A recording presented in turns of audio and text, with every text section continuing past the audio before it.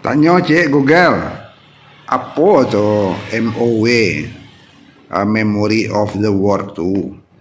Program Memori Dunia MOW UNESCO adalah inisiatif internasional nan diluncurkan untuk melindungi warisan dokumenter umat manusia dari amnesia kolektif, pangabayan. Pemusuakan sair yang berjalannya ukatu sarato kondisi iklim, sarato penghancuran nan disangajo. Program ko mengarajokan pelestarian kepemilikan arsip nan baharago, koleksi perpustakaan.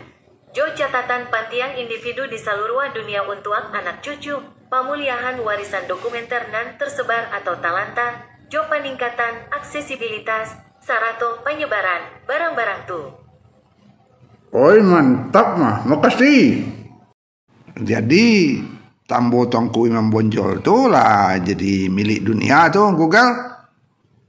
Iyo tuh, artinya Tambo Tuanku Imam Bonjol tulah menjadi khazanah punya dunia tuh mah. Bajolah, palajarilah, ijan jadi penonton si angkunda. Kalera, jadi lah.